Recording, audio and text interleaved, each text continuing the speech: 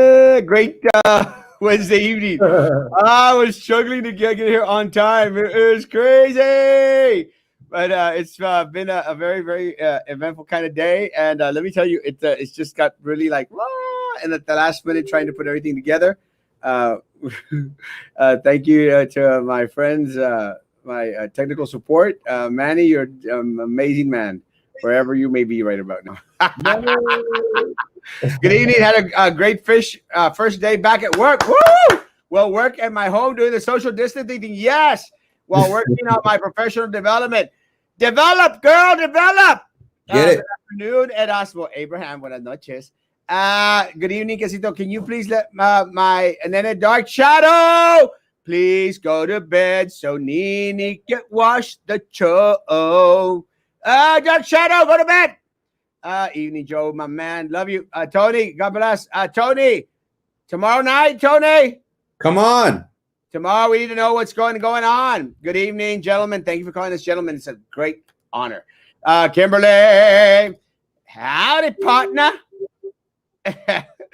Oh, mi amor, Mary Lou. Known her since we were children. Oh, and of course, she's like 20 years older than me, so that explains a lot. Uh, Love you.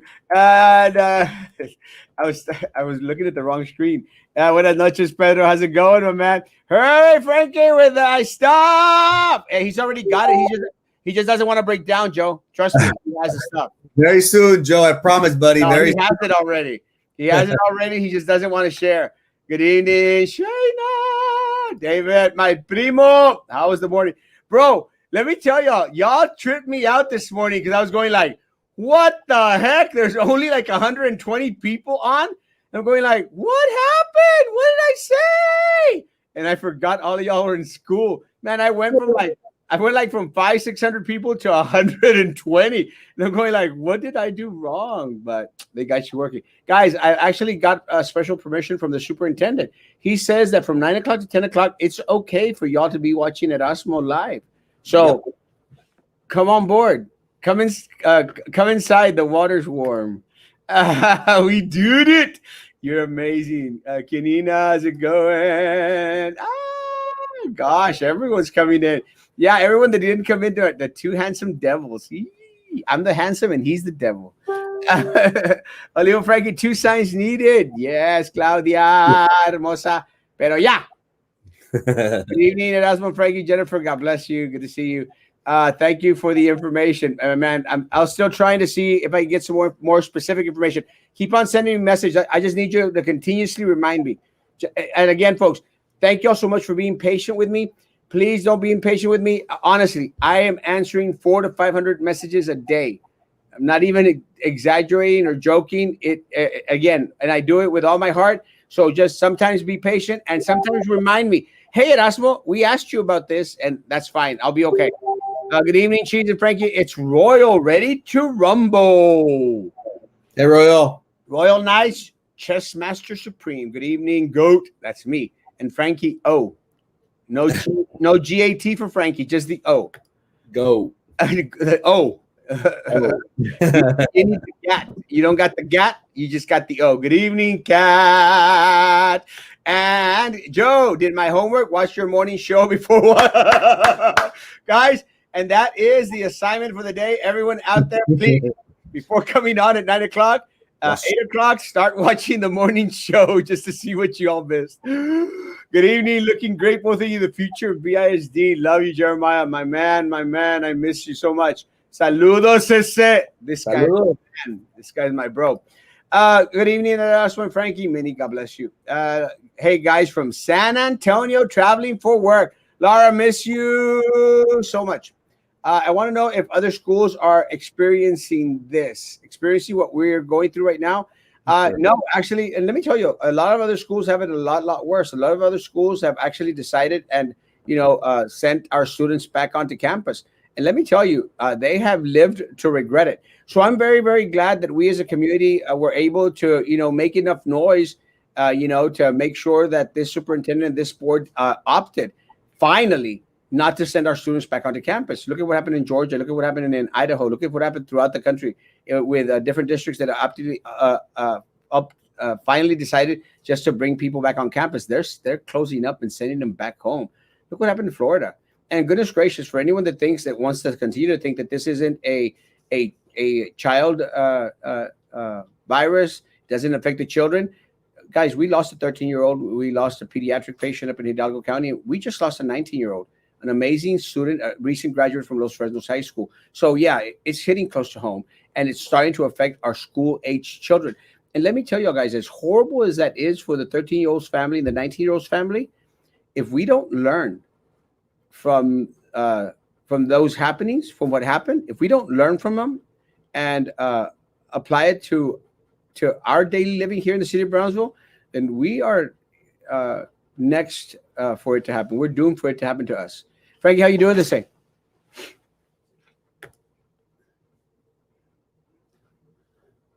I can't hear you. Can anyone hear Frankie? I'm sorry. I was on mute. Hello, Erasmo. Good evening, world. Rookie. I know rookie mistake. I'm sorry. I had a very good evening today. Hit the campaign trail after Love you, Fernando. Made my rounds around the city of Brownsville. Erasmo, I love the response. I love the response that the community's been giving me. It's been amazing. I got food today. I got socks. I got a tie. What the hell, bro? I met my friend Phoenix, who watches this show. Phoenix, if you're watching, brother. No. Hold on. Right there. Bedtime. Right there. Phoenix is my friend. Well, he's my friend. Phoenix is my friend. And Phoenix likes when I say, it's just a rock. So Phoenix, come back home to Erasmo, Phoenix. No Frankie. He found a new friend. Oh, so, Phoenix, if you're watching, buddy, I'm so glad to have met you. He mentioned, his mother mentioned, Erasmo, that he watches the show and that he wants to create his own YouTube channel so people could watch him and listen to everything that he has to say. So Phoenix, if you're watching, buddy, create that YouTube channel. Start early, man. Pursue your goals. You'll be doing great things. Erasmo, this got me going. As we all know, the campaign is very hard. It's very difficult. We spend lots of times away from our loved ones, and we're out and about within the city meeting new people. And it's very rewarding whenever, people reach out and give us words of encouragement. I got a plate of lasagna today. What? I got some socks today. What? Just the little gestures like that, keep me going, keep me motivated. And then for his mother to send me a message and say, hey, my son watches you and he wants to do the things that you're doing on the tube. That just made me like, wow, that inspired me, that motivated me. Tomorrow morning, I'm going to hit the campaign trail again. Tomorrow after work, I'm going to hit it again. It's little things like that go a long way. And it shows you, Erasmo, that the community is in tune, with what's going on. And they have been part of the movement that we have been a part of because of them. So it's very rewarding. It's been an awesome experience so far. The campaign is just starting, and so far, so good. I'm super excited to meet new people along the way. So, guys, I'm looking forward to hitting the rest of the city of Brownsville and getting to meet everybody. So, all in all, Erasmo, it was a great Wednesday for myself, Erasmo. Awesome, great time. Actually, I had a very, very productive day as well. I did. Hey guys, I got a surprise for everyone. I got more cookies. I got more cookies. I got more cookies. Don't eat them. The cookies. Don't eat them, Erasmo. I'm going to eat most of them. Hey, I'm going. Let's welcome everybody in. We actually do have a guest tonight. We do have one of our retired teachers. Recently retired teachers that is supposedly coming on, hopefully very, very soon. But they're back. And they're low calorie, they keto, they're vegan, they're paleo, they're anything that you want them to be. Erasmo cookies. They are awesome. I'm not even joking. They really are very, very good. So please stop by the office tomorrow, Friday, and Saturday. After Saturday, they'll be all gone. Good evening, Erasmo and Frankie Ramiro. God bless you, man. Saca la Misión Imposible parte 5. Love you, Chris. We're working on it. Noviembre 3 va a ser Misión Posible parte 5. Love you, man. I was debating to continue watching the Democratic National Convention. No. Let me tell you, bros. That thing is boring as dirt. I actually went back home and started watching some of it. Come on. And next week's it's going to be boring as dirt too. Just did my last operation, but the doctor made it. Woo! Hola, amigos. November is getting closer. 2020 BISD new school board. Love you, Dr. Spots. You're amazing. Thank you so much for serving our community out there. I'm going to need a little bit of a little tucking up here, so we'll talk about it later. Brianna, buenas noches, ¿cómo estás? David, 1 million modules to complete. It's crazy, man. Good evening, gentlemen. The superintendent is kissing up to you because he knows that this days are numbered. So you've been hearing that too. I've got stories to tell. Good evening, gentlemen. Good evening, man. Shayna, backpack to school supplies Saturday. Oh. Says hello. TK says hello for screaming man. Love him. In my school, paras are made to go to work from 8 to 5. We don't have the option to go training at home, but teachers do. I called my union, but they say so far nothing can be done. Make sure that you're going, that you have AOBE as your union. They'll probably get you a better answer than that. Erasmo needs to look, guys. And I just posted a little video that a friend made for me. It's an amazing video. Now, what a lot of individuals are doing is they're taking these little clips, from the show, and they're making them into these little videos. And please, folks, I want you to please continue to do that because they are amazing. And again, everything that I'll speak for myself. Everything that I'm saying on the show is Bible. It's preach, So yeah, man, as I said, keep on taking those videos. It was amazing. And what I was talking about on those videos was we got to stop being satisfied with crumbs, and I was saying in Spanish, di no a las migajas. You deserve the entire cake. You deserve the big portion. Besides desiring, you deserve the turkey leg. Stop getting the turkey wing. The turkey wing sucks. It sucks. It's not good. It's not like the regular wings, like alitas. It's the turkey leg that's good. You deserve the turkey leg. Demand the turkey leg, not the turkey wings or the turkey gizzards or the turkey neck. Don't like the turkey neck, like this one that I had here that I took off. Lonnie Smith is in the house. Hey, Lonnie. How you doing? Have you been? Good evening, Lonnie. Hi. Thanks for inviting me. So have you been? How does your official first day of retirement feel? It felt pretty good. I was at school packing up all my stuff and getting ready to get out of the room, making sure someone else can go into the room and be ready. And there were very few teachers on campus, just a handful, and said goodbye to them. And some of the faculty was surprised, you're not coming back? And I'm like, no, I retired. Even the custodians were asking about me. No. And I have been a fan of Lonnie's for many years now. She knows that, right? Yes.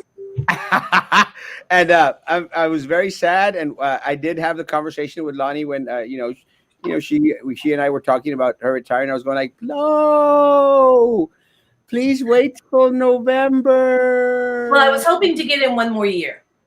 One more year. I have 36 years in with the district, and I wanted to get in one more year. That way, then I could retire and turn 60 at the same time.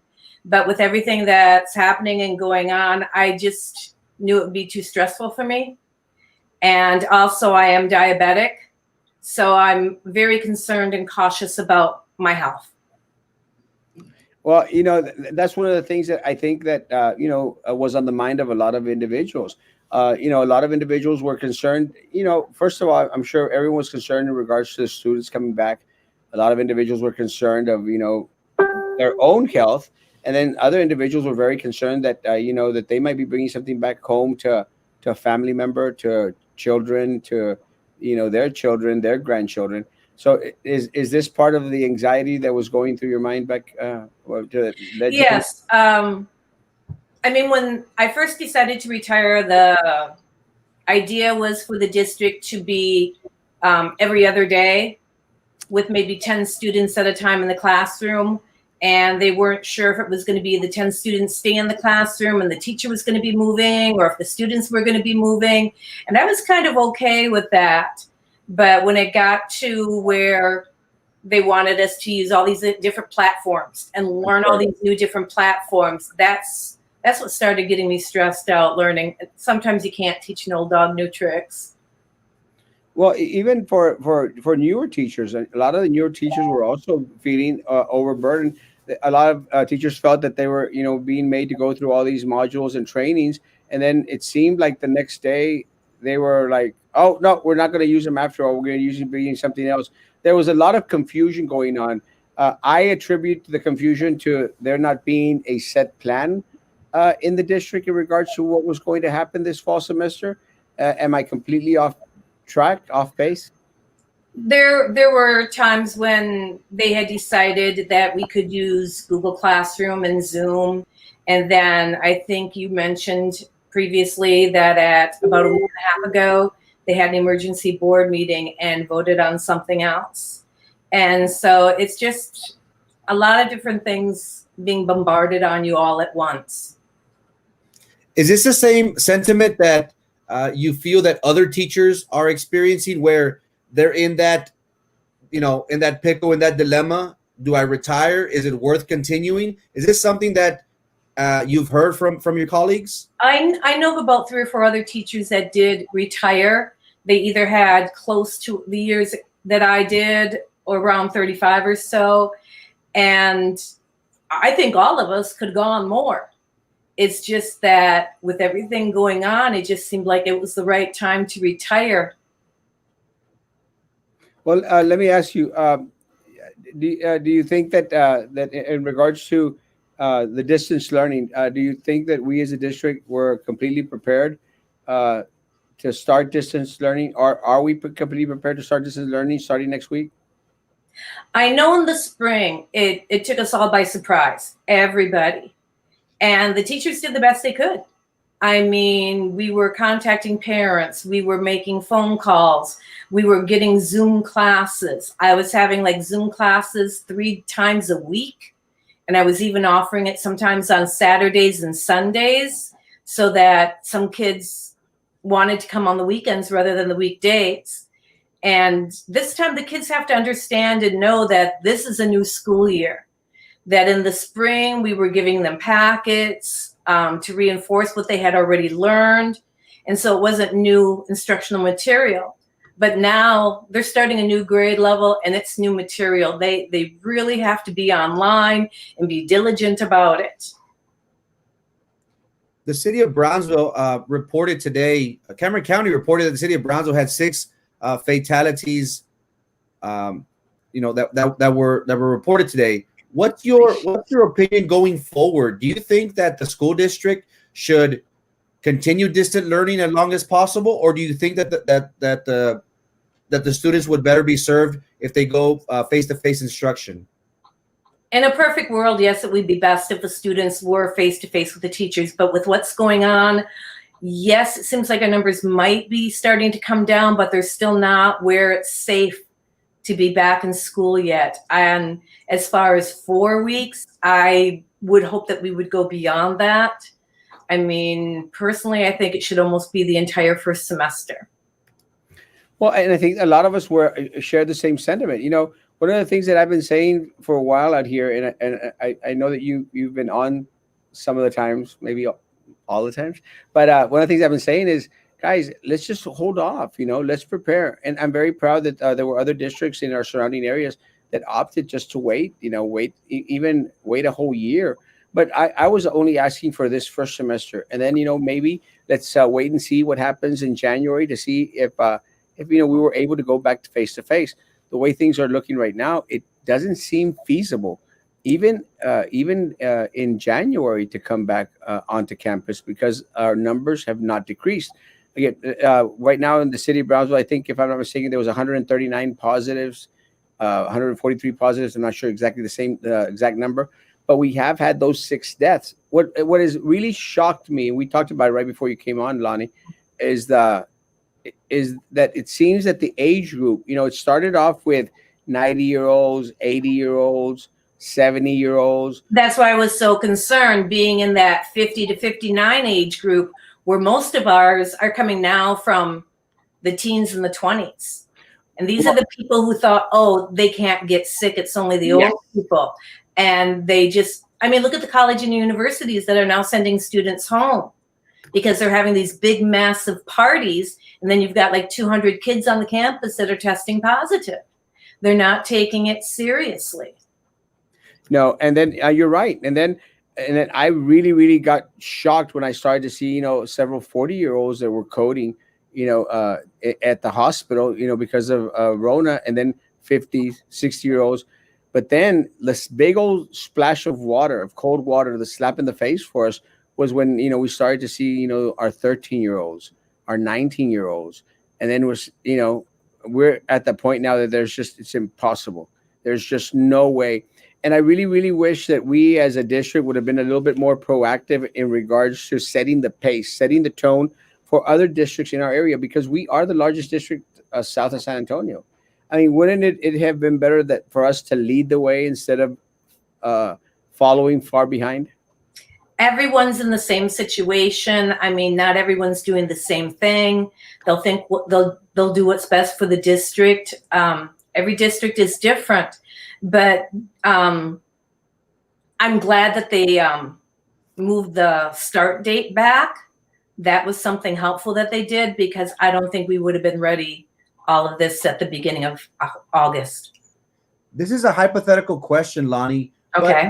But what do you think the teacher sentiment is in regards to going back? Do you think some of them will be using the COVID childcare leave before going back and getting 2/3 of their pay? I think they would. Teachers are dedicated. We want to be there. We want the kids to learn. Now, if they get sick or if their child gets sick, I think that's when they would utilize that. But I don't think they would utilize it before even going back to work. It's more as a last resort to use. Well, with all that, with all the different situations that are going on, I think a lot of the teachers, they opted over safety rather than, even considering a 75% of their pay. But with that said, one of the things that I've stated regularly, and we've stated here, is in regards to, there's one thing about being monetarily remunerated for your services, which is great. We should receive a salary for all the hard work that we get. But I think the biggest kicks in the gonads for a lot of people out there was the sentiment that was expressed by administration, by the superintendent, by the school board, that they couldn't trust teachers to do their job, that they were being lazy, that they didn't want to work.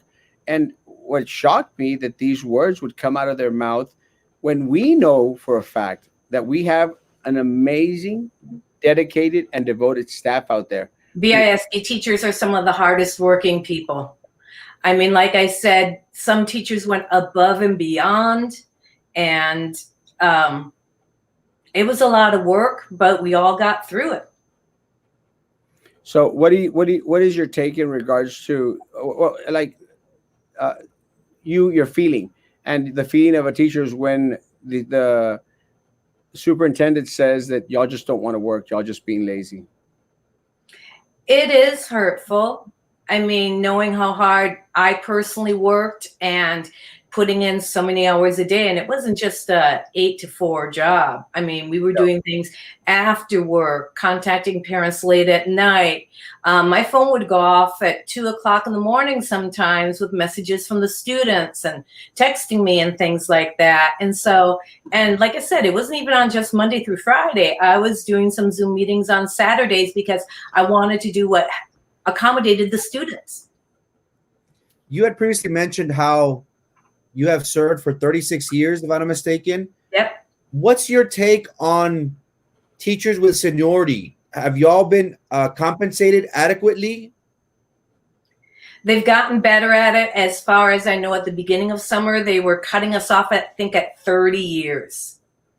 and then they changed that, and it got up to like 35 or 36. So for the last couple of years, I've been at the top of the salary ladder. Do you think that maybe we should get rid of that to maybe encourage teachers to continue on with the district? Is that something that would change a person, like, somebody's mind of whether they should retire or not? For me personally, it wasn't really that big of a deal that I was at the top of the salary ladder and that it wasn't going to be any more, go any higher.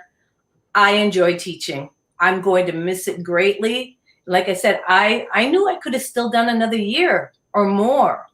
And as most people know, teaching at the middle school level is very trying. The kids are very hormonal, and it's a very difficult age group to teach.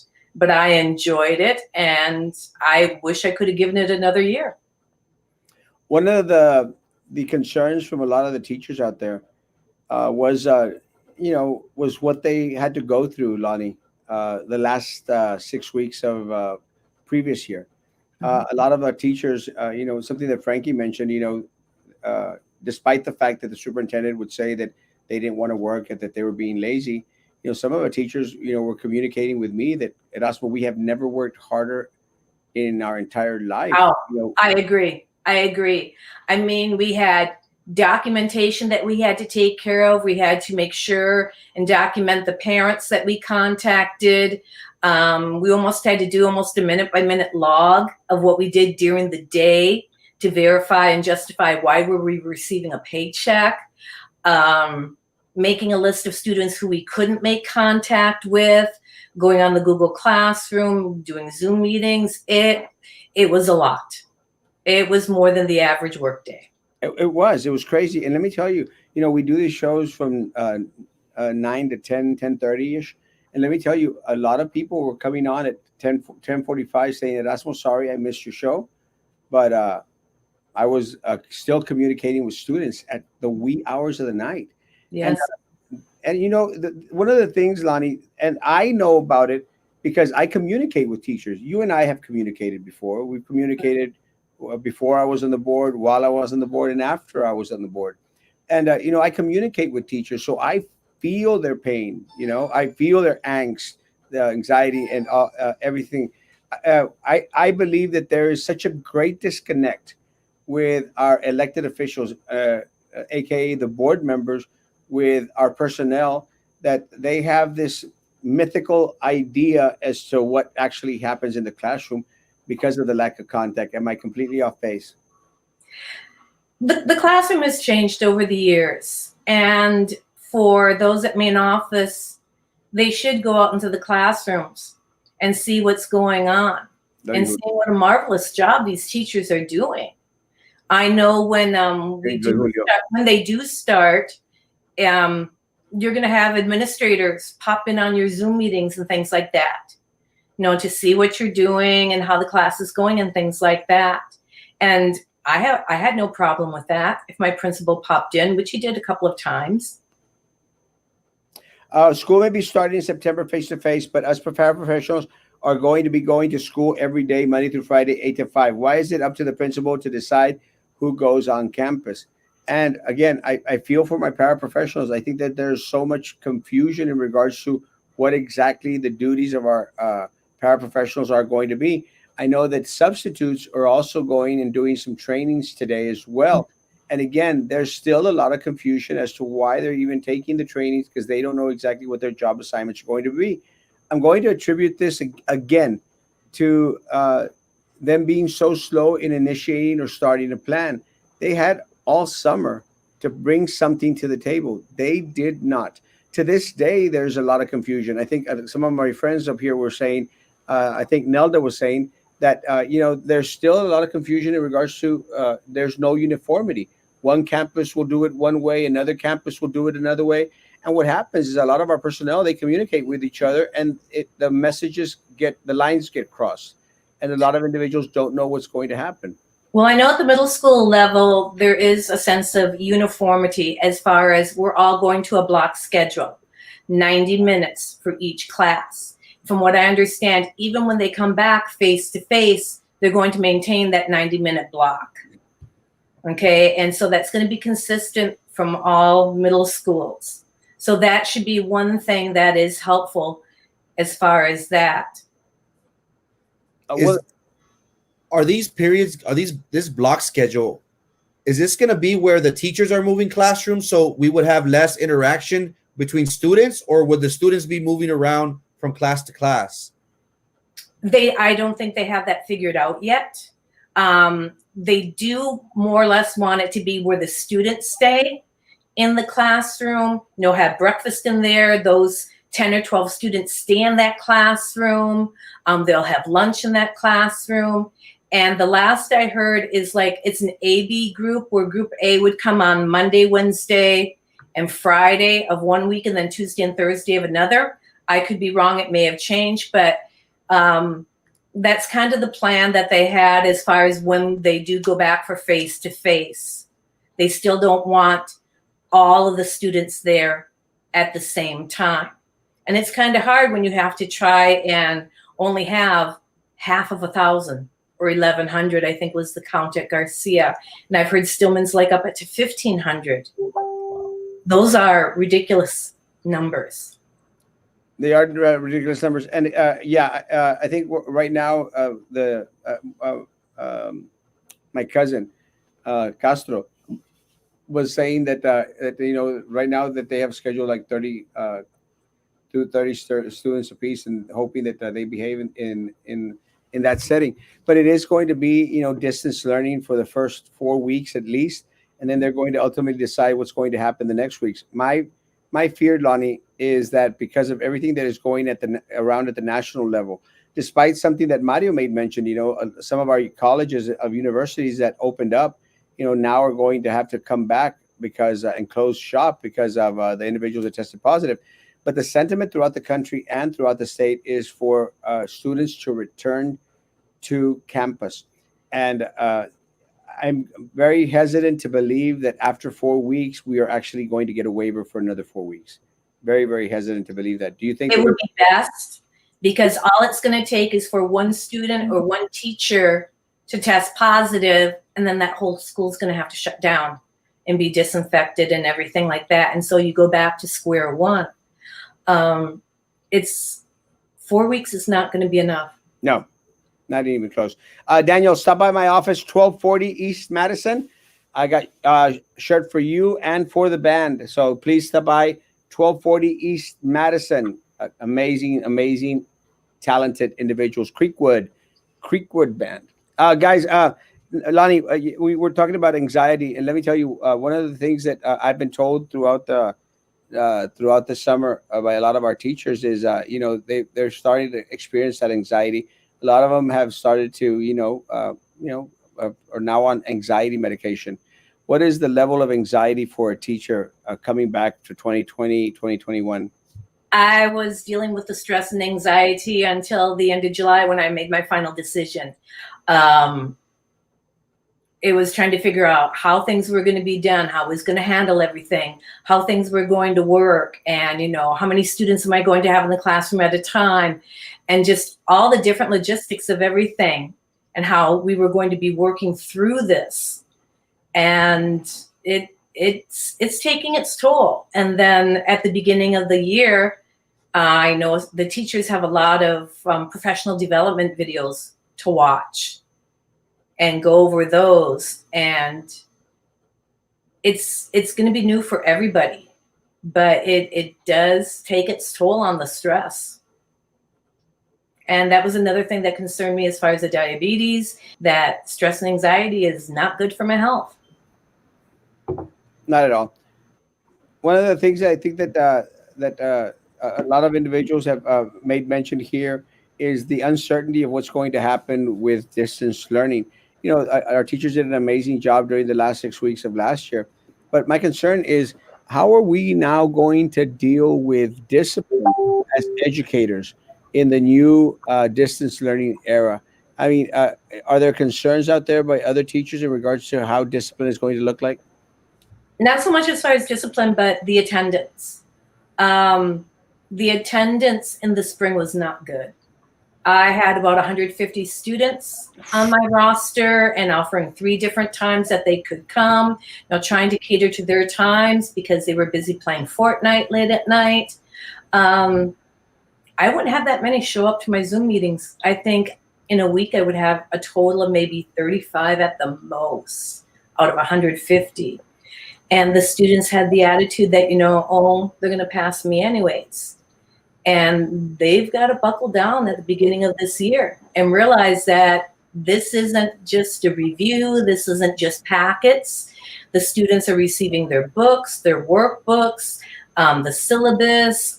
They're receiving notes from the teachers to help out the parents as far as what can they do to help the child as far as the learning. Because teaching math, the parents struggle with the math and the way that it's taught nowadays.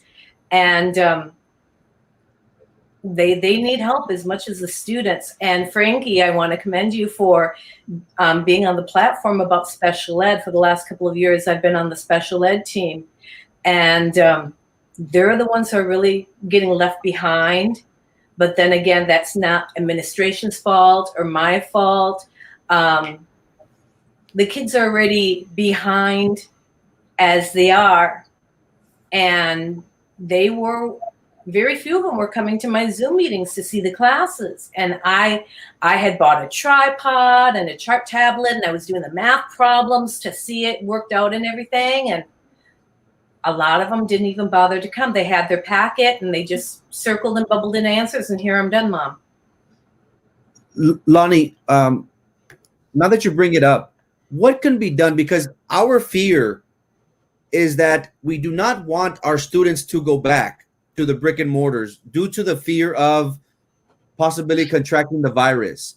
My thing has been home-based learning, working with parents, even though that is very hard. But what other options is there for our special needs families? Because I would want to avoid having them come into school. And I understand that they're so used to having a routine and having face-to-face instruction. But you, with your background, what would you recommend that we can try to implement? Is home-based learning something that we should focus on, or is there face-to-face instruction that they need? 2 things, Frankie. Possibly have like a special designated day. I think they were thinking maybe on Fridays of working specifically with the special ed kids. Again, going through Zoom or Google Classroom. I had an outstanding paraprofessional inclusion teacher that helped me out. She went way above and beyond even what I did sometimes.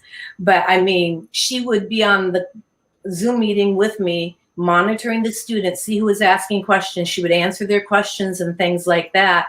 But I know a big problem that parents are having right now is that both parents work and the kids have to stay at home. I was even approached by someone to see if I would not necessarily tutor, but just be there to monitor a small group of kids. They would do their online learning and then they were done. I could be there to help tutor them or reinforce, help them with their homework and things like that. And they were talking like a group of 10 to 15. And then I'm thinking, then I'm right back in the classroom and back where I don't want to be. But it's definitely a problem for the parents. I know my niece, even back up in Wisconsin, has 3 kids. They have to stay home and do the distant learning, and she has to go to work. Fortunately, they're old enough where they could stay at home by themselves, though. Someone asked the question in regards to unretiring. Would you be willing to come back to the district in some way, shape, form, or capacity after? Once things settle down, I would consider, substituting, because I do miss the classroom. But as far as going back full time, no. And more than likely, I would not get hired, not with 36 years and a master's degree. I'm too expensive. Well, there's a lot of, I'm going to be sure that after November the 3rd, there's going to be a lot of opportunities for a lot of individuals to come back and, to consult with the new board and with new administration. One of the things that I think was lacking, Alani, was that a lot of these individuals, when they started to prepare, they started, bring together these task force. and they didn't have the professionals on there. Let me explain. When I was fighting for the PAC, for the Performing Arts Center, they were saying, well, let's bring in this administrator, that person. I said, like, no, I don't want to hear from an administrator. I don't want to hear from I don't want to hear from a person over there. I want to hear from the band directors. I want to hear from the choir directors. I want to hear The from the people that are actually going to use it. yes, because those are the professionals. Yes. They know exactly what we need in order to have a performing arts center. So when the pandemic started to happen, and we were trying to get this plan together, which is kind of still confusing. They got individuals from here, from there. They had absolutely no teachers on there, not one nurse. They didn't even had the Miss Bones, the head nurse, on there.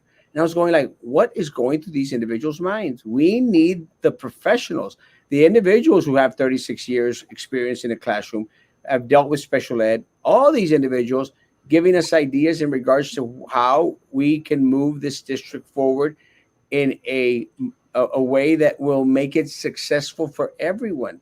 Am I completely off base? It would have been helpful to get a variety of opinions and things like that. But as this was going on, none of us were on contract at the time. So I don't know, maybe they were thinking they couldn't call us in. I would have gladly gone in. Well, the issue is that they didn't ask, and they didn't care to ask. And I'm going to say part of it was because of the sentiment that they had that teachers weren't doing enough already. Something that y'all were talking about, and was in regards to the parental involvement. One of the things that I've always preached about is, parents, they've got to dedicate time, and this is before the Rona. Before the Rona, I would always say parents need to dedicate a little bit of time in regards to the education of the student. They have to sit, and we've lost a lot of the things that we grew up with, Lonnie, us in our age group. We've lost the meals at the evening meals where all Sitting the family down as a family time, have conversations. Yep. You ask how to go in school. You ask your wifey how did it go today, wifey, and hubby, how did it go today, hubby. We've lost a lot of that. So one of my recommendations, even before being on the board and on the board, is parents need to take a little bit of their time out there and dedicate it to the students in regards to finding out how did it go at school. What did the teacher, what did you learn today? And we've lost that. Parental involvement is key in my mind in order for formation of a complete individual out there. Now that we're involved in the Rona, I feel that parental involvement, needs to be at the forefront of everything. Now, well, it's not just the students who need to get off their cell phones. The parents need to get off the cell phones too. How do we, and again, this is very hard because this is the new culture. Is this just the parents not paying attention to their child? Are the parents just used to dropping off the student at the school like a daycare? How can we change that as a community? Is this just something that we either do it to better our students' academic career, or we're either it's either good or bust? Is it something like that where we either do it or we don't, and it's going to either benefit or deter our students from further progressing academically? I think a lot of it is the parents are just leaving it up to the teachers. We're the educators, we're the professional ones. But we do need that family support. As far as school is important, it is something you need to do. Make sure your homework gets done. I mean, just asking your child about that. Did you have homework? And if they say, yeah, I'm done already, well, then show it to me. yes. Don't just take their word for it. Show it to me. What did you do in school today? One of the things that Lorenzo makes mention is something that we've been saying for a while, and that Lorenzo, I'm glad that you're doing better, bro. Let me know if you're at home. I'll go drop off some cookies and say hi if you're taking visitors. But he made mention in regards to the air conditioning ducts, which has been one of my big concerns. I'm concerned that going back onto campus, there's something in the ventilation system that's not going to be good for anyone going back onto campus. Which I agree with him 100%. With what he's mentioning right now, it's something that that we're experiencing as a family as well. one of the things that I would get shut down at a lot is, Erasmo, you're not mentioning the recovered. You're not mentioning the recovered. And my statement to that was, we really don't know what recovered means. Honestly, we just didn't know back then what recovered mean, because it was a novel virus. It was just a little bit too soon. Now that we a little bit have more months, under our belt, now we could easily say that recovered doesn't necessarily mean recovered. There's a lot of individuals. Recover doesn't mean 2 weeks and you're done. No. I mean, I've listened to those teachers that you've had on, and they still have long-term lasting effects of this virus. I mean, it's not just something that, okay, 2 weeks, I'm done, I can go back to work. You hope you can, that you feel good enough that you're not tired and out of breath and things like that. It takes longer than 2 weeks sometimes. And that's where teachers have the concern about using up their sick days. I mean, we get 5 from the local, 5 from the state. And a lot of teachers don't accumulate. I had 9 carryovers, so I would have had 19. But that would have been 3 weeks worth. So that's about it. Not enough. Lonnie, our teachers have a big responsibility, and in instructing our students, and they go far and beyond of what is necessary. Do you think it is fair for them to be put in a tough position where they have to be worrying about the instruction, and now due to this new virus, now they have to be worried about contracting the COVID-19 while at work? Do you think that's fair for the teachers? I look at it from different perspectives, that yes, it's our health. We need to watch out for ourselves. And if we have any family members, but you have a lot of people out there, your Walmart workers, your HEB workers, and all these other workers out there that are in constant contact with a wide variety of people, more than I would have in my classroom. It's going to start being the new normal, where we're wearing face masks and, wearing the face shields and things like that. But, is it fair for teachers to say that we shouldn't be in the classroom? Yes, it is. But then again, like I said, you've got other people who are out there, all our first responders and things like that. Sometimes you just got to do what you got to do. Well, one of the things that I've been saying out here in regards, because, we do have a lot of people that, believe this or not, there's a lot of people that disagree with Erasmo Castro. But I know that's kind of hard to believe. But, a lot of people, they make mention, well, what about our grocery shop workers? They're out there and they're coming into contact with people. And I said, yeah, the difference is that, most of the time, individuals that go into the store go in, get what they need, and they're out. No one should take more than 30, 45 minutes, definitely not more than 45 minutes to go grocery shopping. And the businesses have taken care of that. All their workers wear a face mask. The people coming in need to wear a face mask. They have those plexiglass partitions now. So, I mean, there's all those precautions. But and I noticed that even in like Walmart and HEB, they have arrows that you go only one way down this. Of course, somebody doesn't always watch that, but no one follows. Go one way down the aisles. Yeah, which no one follows. But the thing is, it's an in and out, and it should be an in and out. People should just go in, go get what you're going to need, and get out of that damn store. And I would like to see less children. Yeah. There was one day last week, this parent came in with their child, and when I was leaving and they were leaving, I said, "Thank you for having your son wear a face mask." And she was like, "Oh, thank you." I mean, it's good that the parent was responsible enough to make sure that their child was wearing a face mask. It is. And again, it's not a field trip. It's not Six Flags. It's not Disneyland. It's not Disney World. It's freaking HEB. Go in, buy your Doritos, your Coke, and get the heck out. Go back home. Because let me tell you, and the difference is that my teachers and my BISD staff, they were going to be with these individuals 6 to 8 hours a day. That's the difference. There's more probability and possibility of getting infected. And something that Lorenzo made is something that I've been saying. I don't trust the ventilation system. I don't trust the ventilation system one bit, because I know for a fact, because I've visited campuses, that we have mold issues at a lot of our schools, Lonnie. We have mold issues in a lot of our schools. and that compiled with the coronavirus and it being kept inside the campus were my concerns. Now, my concerns were for everyone on campus, not only our students, everyone that's going back on campus. And even if we only have half the enrollment there at a time, if one student comes in and then they have a fever and they're sick, and where are they going to house them? Are they going to stay at the nurse's office? When is the parent going to come and pick them up? Things like that. So those were other concerns also.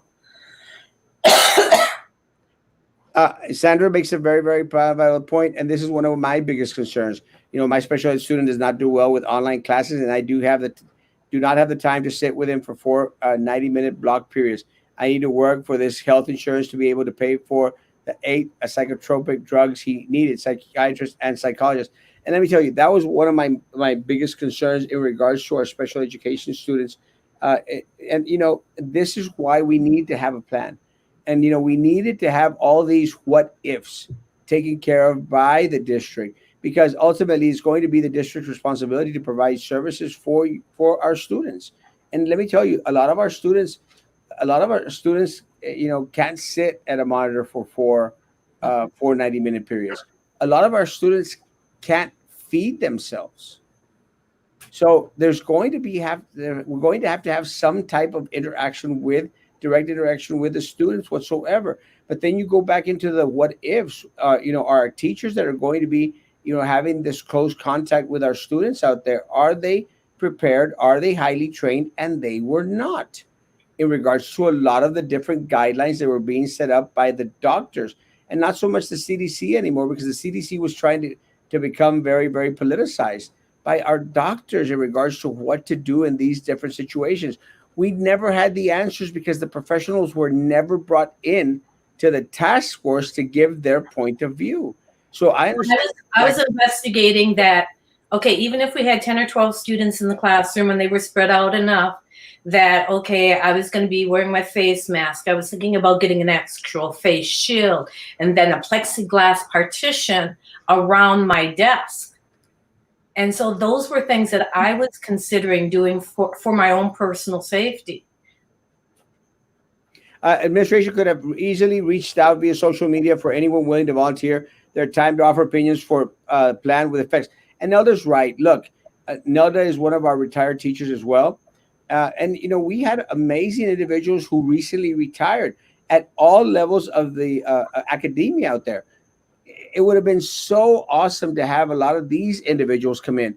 But more importantly to me, a lot of the teachers that actually lived through the last year's 6 weeks, because those individuals had hands-on knowledge as to what actually happened, what might have worked out there, and what completely failed.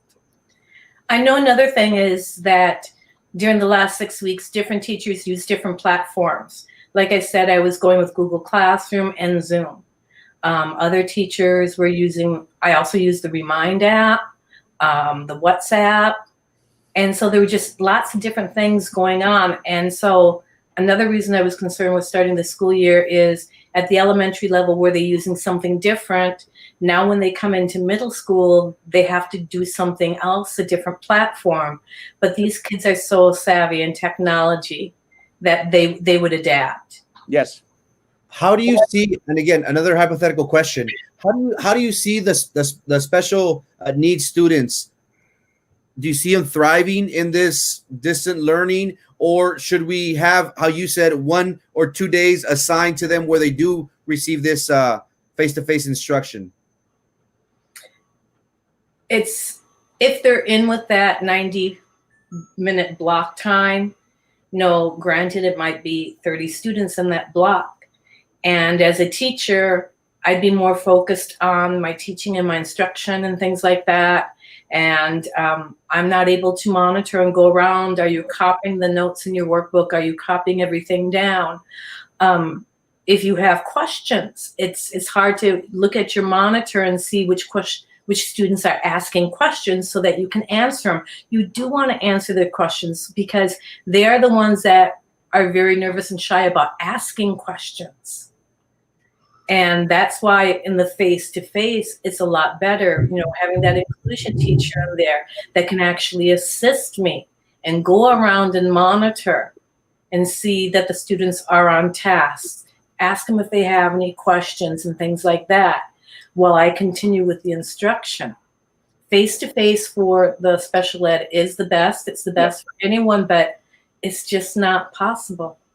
Well, I mean, we're going to have to figure out something because, again, I agree with Shayna that we just need to provide the services to our students, and again, our at-risk students, our special needs students, are going to require a little bit more attention. So, what's going to work for the majority of our students out there? I mean, goodness gracious, it's not going to work for our special ed students and a lot less for our more severe special ed students. I mean, we have a wide spectrum of individuals out there, that go from at different forms, different levels. We're going to have some form of contact with them in order to provide the services that we need to be providing as a district. Again, and one of the things, Lonnie, that I constantly get being a person who used to be on the board and wants to be on the board, they say, "Well, you should have the answers." And I said, "No, I shouldn't, because I am not the expert. I'm not the expert, in this situation. Our professors, our teachers, our educators, our counselors, they are the experts, and they're the ones that are going to be a little bit more fine tuned." With that said, no one knows, no one could prepare for this pandemic. No one.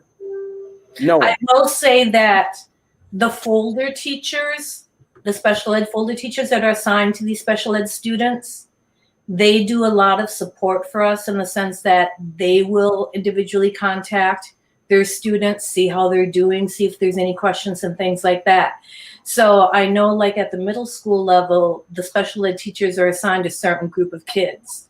And so those are their students to check up on, see how they're doing. Do they need anything more? Things like that. And I understand. And Nancy, I think that may work a little bit with some high school students. I just see it working a lot less with a lot of our elementary students out there. Our students, they need to have that direction, that contact, even if it's social distance learning. They have to have that contact with their teacher. As of right now, this is too new for us. Right now, it's too new of a virus. We still don't know the after effects of it. So right now, we have to, and I hate saying this like this, but trial and error.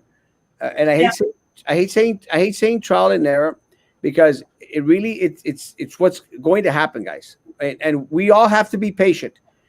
We all have to be patient with our teachers, with our counselors, with our diagnosticians, with everyone out there. We have to be patient, and teachers have to be patient with the parents as well. We have to be patient, because the truth of the matter is, it's going to be trial, error, until we get it right. And a lot of people will say, "Well, then why have you been so hard on the board?" The problem is they just seem to constantly making the most stupid decisions in the world. Them and the administration have screwed this up so royally that it's gone beyond trial and error. It's been error. And parents, please don't blame the principals either. No. I mean, they're trial and error also. They're doing their best. I heard that several of the schools were very well organized. The supply distribution went very smoothly, the laptops and things like that. And so, again, that was trial and error, what would work best. Nancy, I will say it's going to be hard for everyone, really. It's going to be hard for everyone. But I will tell you one thing. I'll guarantee you something. I'm going to guarantee you that our teachers, our counselors, our principals, our staff are going to give it their all. Yes. Going to give it their all. I guarantee you. We just need from parents, from you all, just a little bit more than what you're used to giving, or a lot more. Please. I'm sorry, Lonnie, thinking long term, once we get over this hump of the COVID-19 pandemic crisis that we're in, do you think right now BISD has set up a special needs department to have all the resources available? Do the teachers have laptops? Do the students have up-to-date equipment? What I would like to see is more paraprofessionals assisting in the classrooms. Sometimes they get stretched out too thin. Um, in an ideal world, it would be best if that paraprofessional could be in that class the entire time. Sometimes they have to go to another class in that 30 minutes, 45 minutes, and things like that. So yeah, they are stretched to have more support staff for the special needs students. Yeah, I'm hoping. Look, we have a wide variety of resources out there in regards to our personnel. I mean, again, I'm going to say this, and I've said it for years now. We have some of the most amazing educators on our campuses, most amazing staff, most amazing personnel that I have ever had the honor of serving and working with. And let me tell you, I am very, very, very impressed. And I have a lot of faith that they're going to pull us through this school year. And, all we ask, folk, is for us to really, really work together and, give the doctors, the scientists, the time enough to come up with a vaccine so that we all can be safe and we all can go back to a semblance of what our life was before this virus uh, unexpectedly hit our shores. The So, scary thing is who wants to be first in line for the virus, the the vaccine? vaccine. No. And I think that's one of the reasons why there's a lot of uh, a trial and error going on in regards to it. Someone made mention that how our drugs now, our medication, how our medication has so many side effects.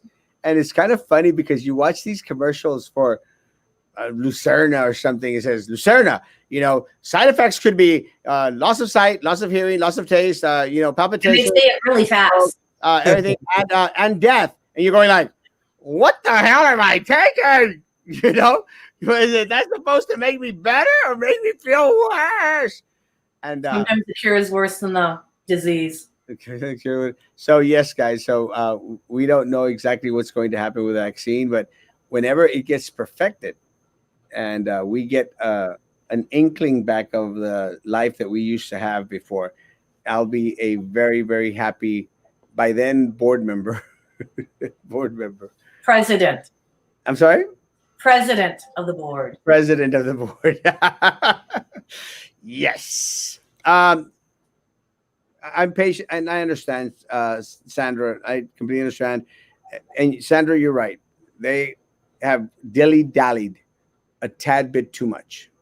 They've dilly dallied a tad bit too much. They should have been a little bit more proactive, been calling it, yelling it out for months now. Please give us something. A lot of times we feel like we have gotten nothing. And promises made, promises broken. So, we're at that point right now where, we are 78 days away. And I actually just made up that number, but it's 70 something days away from November the 3rd. Frankie is supposed to have the count, but I'm sure he didn't get it because he's horrible at math too. But I'll tutor you both. what? I'll tutor you both. Thank you. Let me tell you, I need all the tutoring I can get.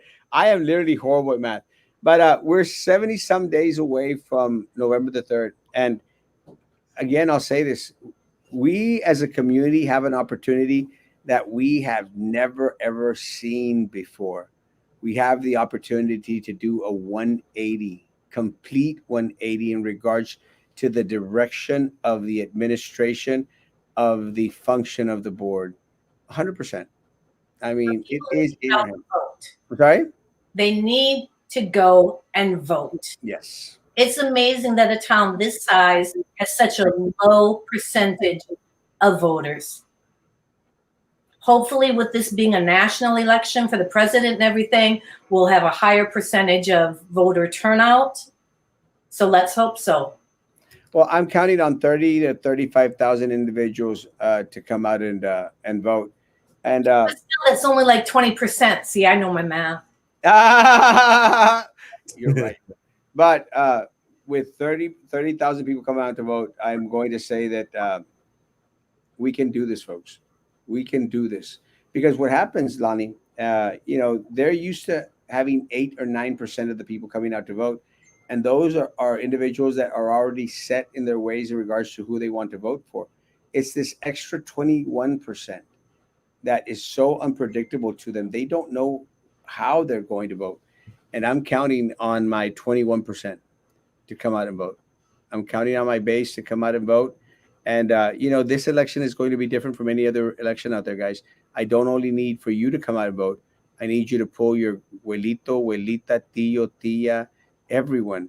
And I'm very, very proud at a lot of my friends out there, a lot of my students out there have been very, very proactive in regards to social media, in regards to TikTok, Twitter, uh, Instagram, Snapchat, and a couple others I probably don't even realize that exist.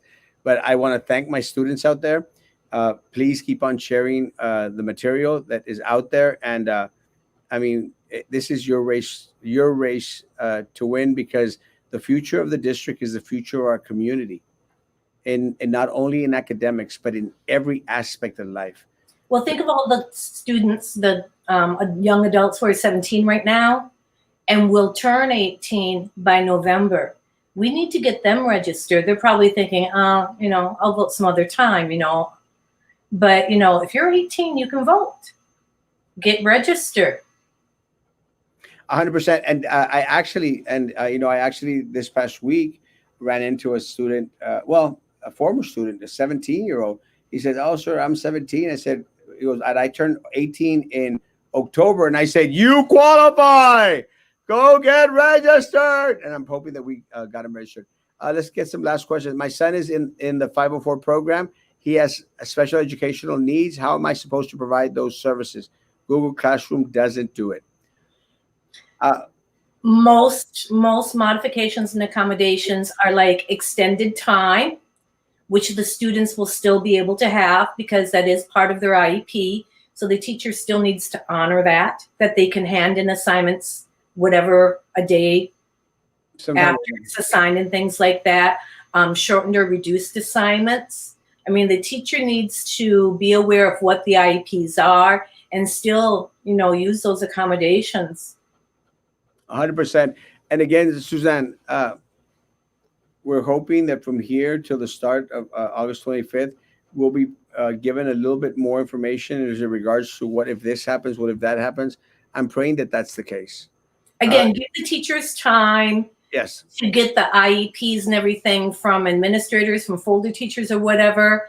But as soon as we get them, I know everyone on my team, it's like we would go through it, we would highlight, then we would find out, okay, who's supposed to get calculators, who gets extended time. I mean, we would really look at all these different accommodations to make sure that we offered these and that we did use these.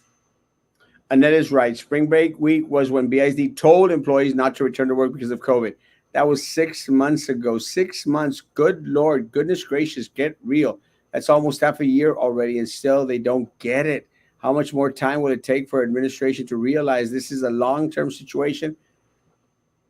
And unfortunately, it is not getting any better. It is not. And I don't care about the Labor Day holiday coming up.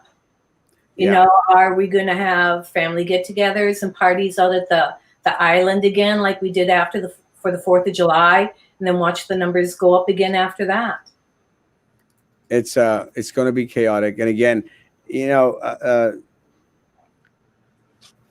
guys, in a time where our leadership has failed us, guys, we still have to do the right thing.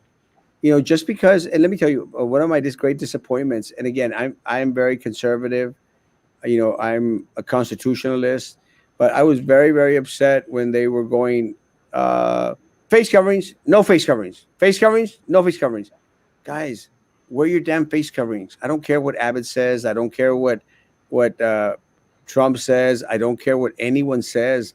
I don't care what the county judge says. I don't care what the Democrats say. I don't care what the Republicans say. I just don't care. It's the very least we can do. Yes, I don't care. You do to protect you and your family. Wear your damn face coverings. Carry around your stupid gel all over the place.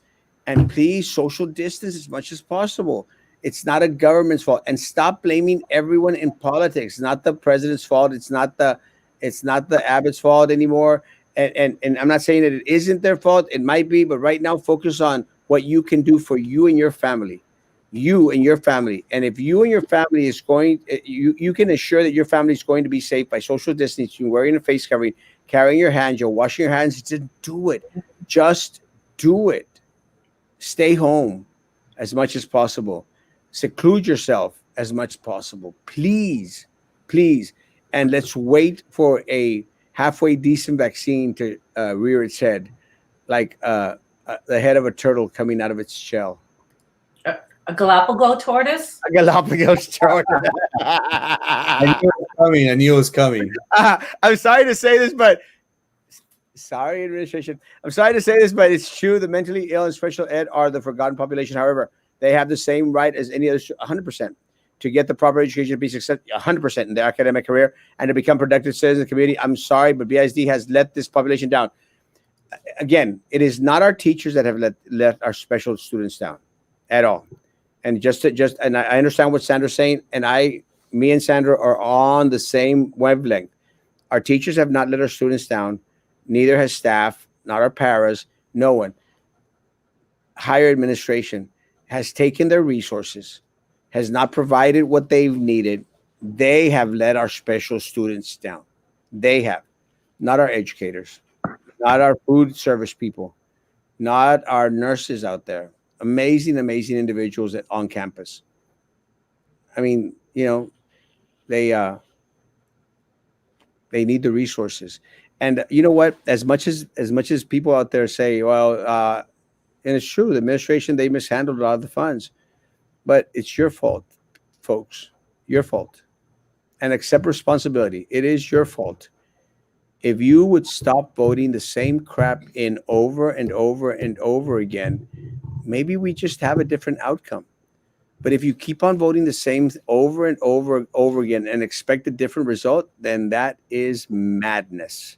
That's insanity. Insanity. According to Albert Einstein, I think it is. Yeah. Or Moses, I'm not sure, one of the two. 2 months and 14 days till election day. Thank you, Victoria. Appreciate that. Let's keep on account. The way the online instruction is set up, it's not providing the special with their accommodations.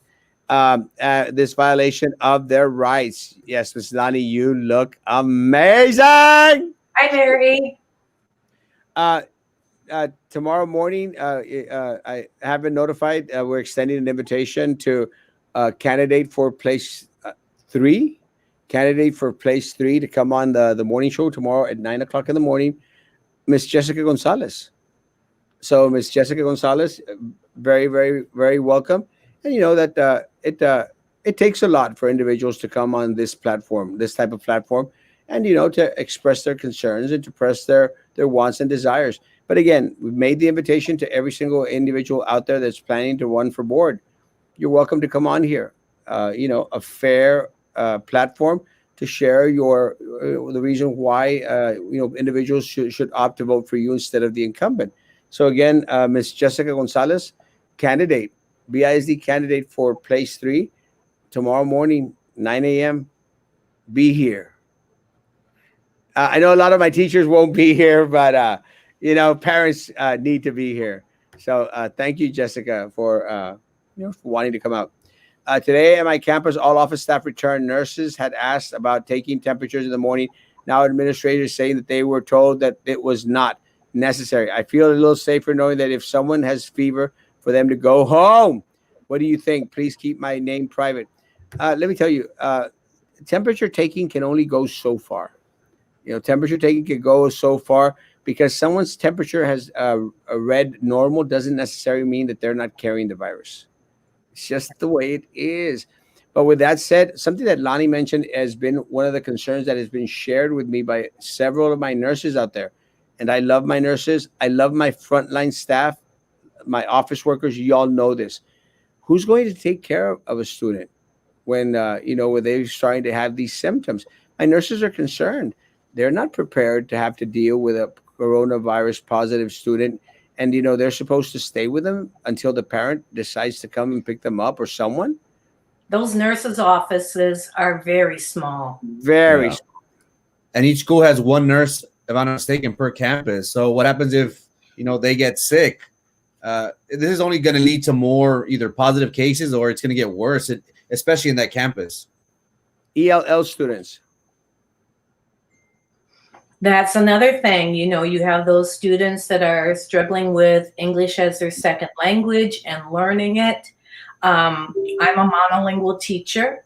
I did have some ELL students in my class. Most of them were at the intermediate or advanced high level, so they understood the English. But, at middle school, we get kids coming straight across from Mexico with no English. Yeah, it's going to be very, very. A lot of the times they try to. Well, we're supposed to integrate all students into the different classroom settings. How well is that going to work on a Zoom? On a Zoom type, on Schoology, or on these platforms? Well, I'm not sure if maybe one of these platforms can do the translation for you. I don't know the specifics of it. Yeah, no, not the teachers, it's the board. You're right, Sandra. This board has really, really screwed things over for our special needs students, for our professors, for everyone out there. And unfortunately for us, they just don't care. They just don't care. Our teachers are great. Our teachers, our counselors, our frontline office staff, our food and nutrition service people, our custodial staff. Look, if there's someone that knows campuses, is Erasmo Castro. Erasmo Castro visit every single campus. I think Mary's shouting out to our school. She's also from Garcia Middle School. Oh, yeah? The teachers are great there. They are great. I love my Garcia Middle School teachers. Is one of the schools I visited regularly. Witten 88, vote Biden. No comment. We need reform at our BISD board, folks. Please vote. Well, Sandra, we're going to need you. We're going to need you on board. We're going to need Lonnie. We're going to need a lot of individuals out there. This is going to be a spread the word game. It's a different type of race out there, guys. It's a different type of race. There's no chicken plates. There's no meet and greets. There's no pachangas. There's only you. That's all there is. There's only you as a member of this community. This is your race to win. Your race to win. I hope so. Hopefully, the BISD employees will go out and vote this year. Let me tell you, Annette, if ever I feel, and I'm pretty good at getting the sentiment, I feel that my BISD people, more than any other time in the history that I've been following politics here, they will be coming out to vote this year. And I need them to. Our community needs them to. It's time. It's time. None of my son's IEP recommendations were used during this online learning, and he really struggled. I appreciate everything. Yeah, Suzanne. And I mean, we all had it hard. Parents had it hard. Our students had it hard. And our teachers, our frontline staff, our nurses, everyone had it hard. And my prayer, Suzanne, is that everyone learned a little bit, just learned a little bit and found ways that they are going to be able to modify. But I'm going to say that I have faith in my teachers and my counselors, my paraprofessionals, my staff. I have faith that they're going to push us through it. Again, the students have to understand that this is not a review. This is a new school year and a new learning. For sixth grade math, we have the most objectives to teach in middle school, and over half of them are brand new. First time that the kids are being introduced to them. So it would be nice if we had the face-to-face, but it's not practical at this time. But math is also something that the students have to see being done and watch it and take notes. And that's what the teachers have to do. 100%. I'll be watching tomorrow from the classroom. And yes, sister, that'd be awesome. Please do. Any debates planned? As of yet, there are no debates that are going to be planned. I'm going to think that, I've run once or twice before for BISD, And I know for a fact that AOBE has a type of forum. I know that Best Brownsville Educators Stand Together, they have a type of forum. Uh, uh, TVEA has their own little system. So I'm going to say that at least those three groups are going to have some form of meet and greet, virtual, and maybe a debate. Maybe going to stay this out there. That's my thought. But again, we're welcoming every other candidate to share my platform and share their platform as well. So that's what we're going to do. But again, nothing as of yet that is planned. The hope is that we have the opportunity to hear from every single candidate out there. Uh, Jessica Gonzalez will be with us tomorrow morning at 9 o'clock in the morning, so it'll be interesting. And again, I am offering my platform to anyone, everyone out there, even my opponent, because I want individuals to make the right choice. Look, I don't want to win this race because I'm handsome and totally not fat, which I am. I want to win this race because I know for a fact that I'm the best candidate in place 5 to win this position and to serve my community. That's why I want to win this race, and and I want to prove it to you. History in the making. Preach, Annette. Preach, Lonnie for BISD board. Lonnie, Maybe next time. woo! Those are the words I love to hear. Awesome. Let me tell you, Esther. Two Roll up. years. 2 years, we'll get you ready. I'll help with the politics stuff. I've had a little of experience with it, so I know what I'm talking about a little bit. Let's see. Last one. I just hope parents can be patient with us. Yes, we are trying. We are stressed out. We've been stressed since March. We miss our kids. We only want the best for our kids. And yeah. And again, I have faith that teachers are going to do an amazing job. I think our staff is going to, jump this hurdle and push our district forward. I have faith. Ray Samido is a cell, a student desk, and chair combo for $20. It's not bad. Uh, Lonnie, any last words? I know one thing that the teachers are really going to miss in having that face to face time is getting that connection with our students, getting to know our students, and being there for them. We're still good. They're still going to be there for them in any way that we possibly can. Parents, just make sure to check on your children, make sure that they're doing their work, ask them what their work is, make sure to give them a space. Don't have them in front of the TV or in the kitchen if possible, but give them some workspace where they can have their workbooks and notebooks and things like that. So it's like a mini desk for them that they know this is the place where I go to school. Yeah, and if anyone needs any ideas, gosh, let me tell you, I've seen a lot of people out there post their little section that they've already set apart, and they've made it look so amazing with, little whiteboards and Yeah. little shelves and stuff. There's some great ideas out there, guys. And one of the things that I've said, and Lonnie, and you hit it on the head, is like, guys, be creative. Make it. Someone sent me a post that they're trying to find one of these old school desks, because they want to put that in for their child in that setting. Guys, this is the time to think out of the box, be creative, and find a way. And again, anyone out there that needs any help whatsoever, we have the opportunity to have a lot of our retired teachers like Lonnie and a lot of other individuals who I know for a fact will be willing to share their expertise, tips, and ideas that they may have. Uh, Sandra, I know that special ed students are automatically promoted, but that's not the point. It isn't the point. Let me tell you, I had the blessing of working with some of the most amazing special ed teachers that this district has known. I had the pleasure of working with Pat Nelson, with I'm going to forget some names, but Ramona out there. I can't remember Ramona's last name. I think it's Ramona. Yes. Huh? Diaz? Ramona Diaz. Thank you. I was gonna get it. Linda Gill. I had the blessing of working with a lot of these individuals out there, and let me tell you, as the programs that they brought forth to help our students, the career adjustment training centers for the handicapped, a lot of the amazing plans and ideals that they set forth, we're really ground setting for this district.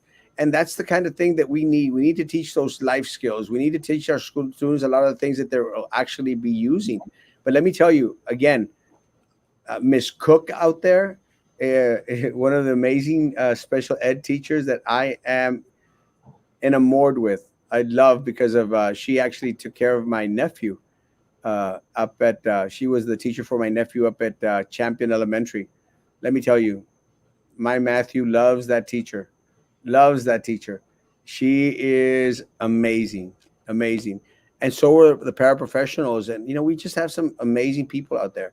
Let's be patient with our people. Let's give them an opportunity, a chance to push this forward for us. Again, we're all in this together. And I just want to make a point on this comment by Sandra.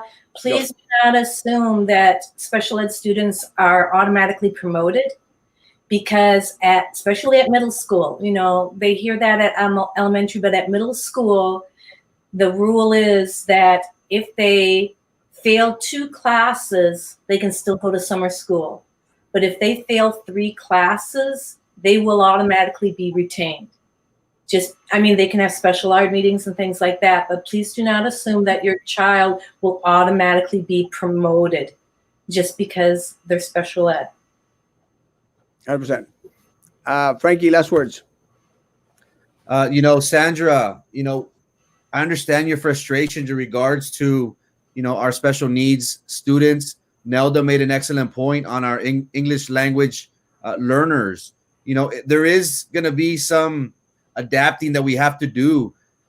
It is going to be frustrating with technology, with, even the picking up the supplies was a little nerve wracking.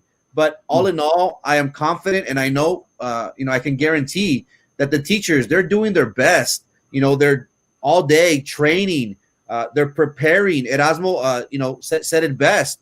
I received like 3 or 4 pictures of teachers, setting aside their offices, preparing for Tuesday. The instruction will continue. And teachers, we appreciate everything that you do. You have training all day.